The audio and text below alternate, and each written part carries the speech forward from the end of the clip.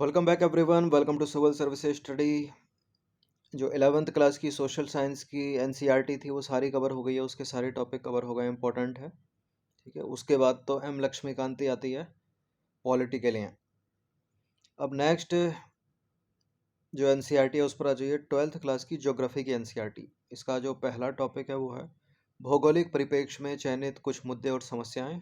ठीक है, एनसीईआरटी है ये कक्षा 12 वाली, मानव भूगोल के मूल सिद्धांत। तो इसको कवर करेंगे। तो चलिए स्टार्ट करते हैं। जो पहला वाला जो टॉपिक है ये तो छोटा ही है, कम ही प्रश्न बनेंगे इससे। ये सीरीज़ इंपॉर्टेंट है उन लोगों के लिए जो एनसीईआरटी की किताबों को नहीं पढ़ते हैं, तो फॉलो करिएगा सीरीज़ को अच्छे से। तो पहला प्रश्न है यहाँ पर, निम्नलिखित कथनों पर विचार कीजिए। पर्यावरण प्रदूषण जो होता है वो मानवीय क्रियाकलापों के अपशिष्ट उत्पादों से मुक्त द्रव्य एवं ऊर्जा का परिणाम है। अब दूसरा स्टेटमेंट क्या है इसमें, प्रदूषण जल के उपयोग से दस्त या डायरिया, हैजा, आत्र शोथ तो हो सकता है लेकिन हेपेटाइटिस नहीं। कौन सा सही है इन दोनों में? देखिए बहुत सारी हैं जल जनित बीमारियां। प्रदूषित जल पीने से बहुत कुछ हो सकता है। दस्त डायरिया हो सकता है, हैजा हो सकता है, आत्रशोथ हो सकता है, हेपेटाइटिस भी हो सकता है। तो दूसरा वाला वो गलत हो गया, बाकी पहला वाला करेक्ट है, ए है इसका आंसर। तो पर्यावरण प्रदूषण मानवीय क्रियाकलापों के अपशिष्ट उत्पादों से मुक्त द्रव्य एवं ऊर्जा का परिणाम है। प्रदूषण अनेक प्रकार के हैं। ठीक है, प्रदूषकों के परिवहित एवं विसरित होने के माध्यम के आधार पर प्रदूषण को निम्नलिखित प्रकारों में वर्गीकृत किया जाता है। जल प्रदूषण, वायु प्रदूषण, भूमि प्रदूषण और ध्वनि प्रदूषण। ये सारी चीज़ें आपने स्कूल में पढ़ी होंगी। और ये कर कौन रहा है? मानव जाति।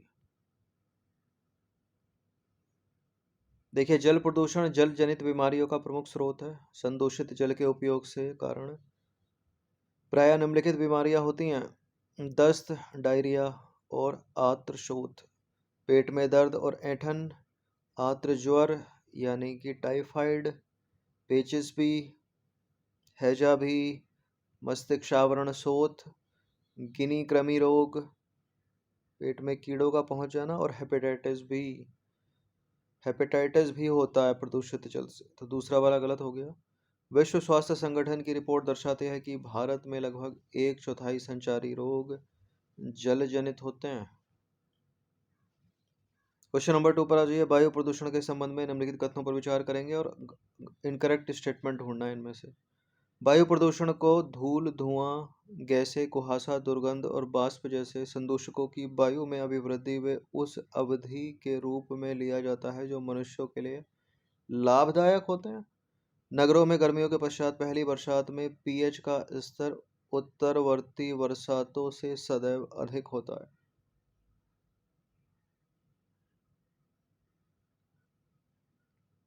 देखिए पीएच का जो एक लेवल है वो है 7, उदासीन है ये। इसके ऊपर जाएगा तो क्षारीय होता जाएगा, इसके नीचे जाएगा तो अम्लीय होता जाएगा। तो कई दिनों के बाद शहरों में जो पहली बरसात पड़ती है ना वो एसिडिक होती है। बहुत सारे अम्ल पानी के साथ नीचे झड़ते हैं क्योंकि इतना पोल्यूशन रहता है एटमॉस्फेयर में। तो अधिक नहीं होगा पीएच का स्तर, पीएच का स्तर कम होगा। जितना कम होगा वो बरसात उतनी ही अधिक अम्लीय होगी। तो गलत हो गया पहला स्टेटमेंट। दूसरा स्टेटमेंट और पहला भी गलत है। ये सारी चीज़ें कोई लाभदायक थोड़ी हैं, तो हानिकारक हैं। अब ये गलत पूछ रहा है तो गलत तो कोई है ही नहीं इसमें, ये दोनों के दोनों सही हैं। हाँ सॉरी, गलत पूछ रहा है ये, तो दोनों के दोनों गलत हैं। गलत ही पूछ रहा है तो इसका आंसर सी है।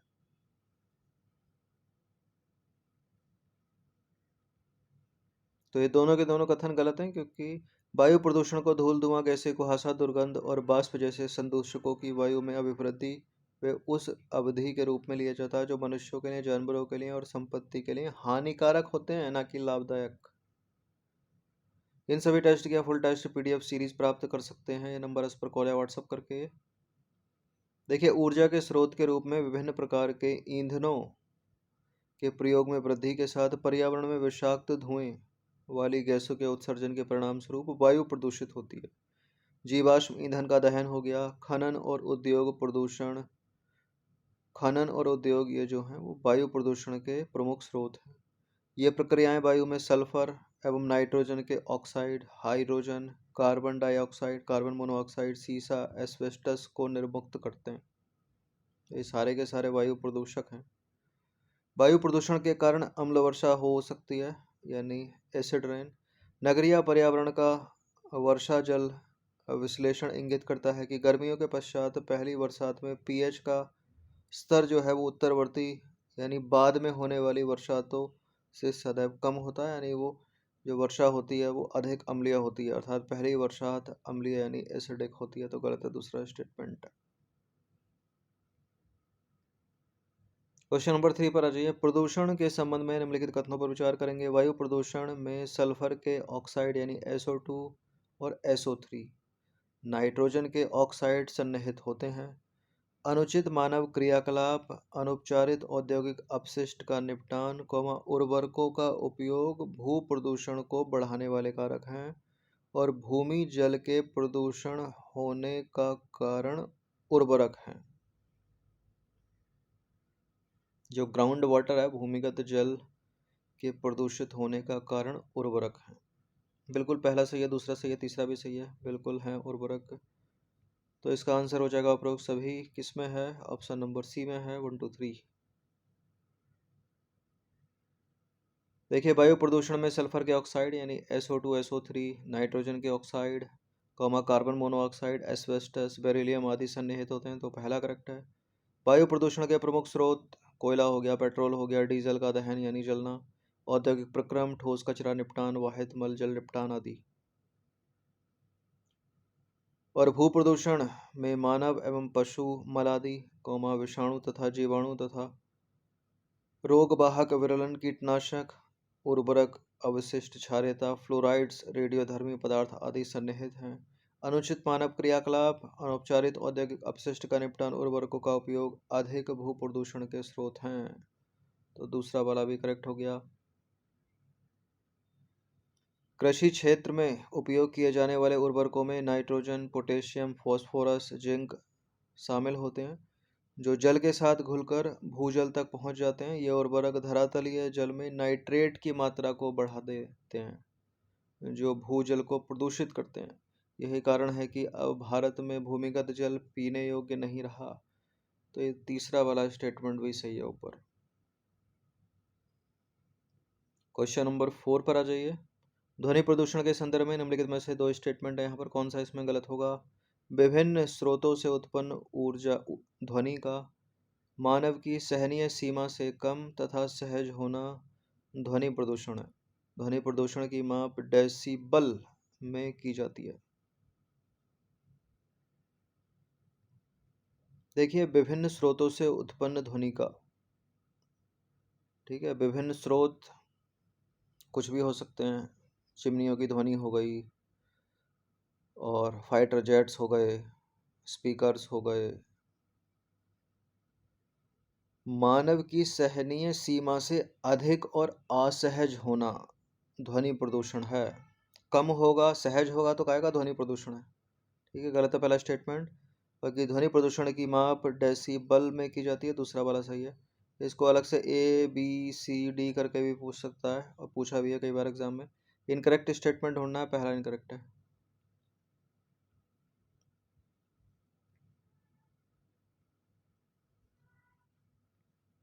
कथन एक, सॉरी, केवल एक कथन गलत है, प्रिंटिंग मिस्टेक है। तो विभिन्न ऊर्जा स्रोतों से उत्पन्न ध्वनि का मानव की सहनीय सीमा से अधिक और असहज होना ही ध्वनि प्रदूषण है। ध्वनि प्रदूषण के बढ़ने के कारण औद्योगिक अन्वेषण, प्रौद्योगिकी अन्वेषण रहे हैं, जिनके फलस्वरूप हाल के वर्षों में ध्वनि प्रदूषण गंभीर समस्या बनकर उभरा है। ध्वनि प्रदूषण के प्रमुख स्रोत विभिन्न उद्योग हो गए, मशीनीकृत निर्माण हो गए, तोड़फोड़ के काम, तीव्र चलित मोटर वाहन, वायुयान, फाइटर जेट्स, ये सारे के सारे ध्वनि प्रदूषण के कारक हैं। और डेसिबल वाला सही है, दूसरा वाला। क्वेश्चन नंबर 5 पर आ जाइए। निम्नलिखित कथनों पर विचार करेंगे। तीन तीन कथन है, कौन सा इसमें सही होगा? ग्रामीण क्षेत्रों में शहरों की और जनसंख्या का एक कारण नगरीय एवं ग्रामीण क्षेत्रों के बीच विकास का असंतुलित प्रारूप है। भू निम्नीकरण का कारण मृदा अपरदन, लवणता तथा भूक्षारता है। भू निम्नीकरण का अभिप्राय स्थायी और अस्थायी तौर पर भूमि की उत्पादकता की कमी है। पहला वाला तो ठीक है, दूसरा वाला भी ठीक है, तीसरा वाला भी ठीक है, ये तीनों के तीनों करेक्ट हैं, डी है इसका आंसर।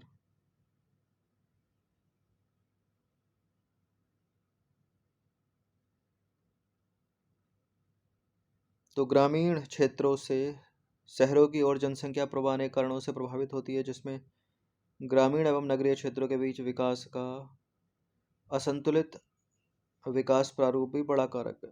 शहरों में ग्रामीण क्षेत्रों की अपेक्षा रोजगार आदि के जो अवसर हैं वो अधिक विद्यमान है,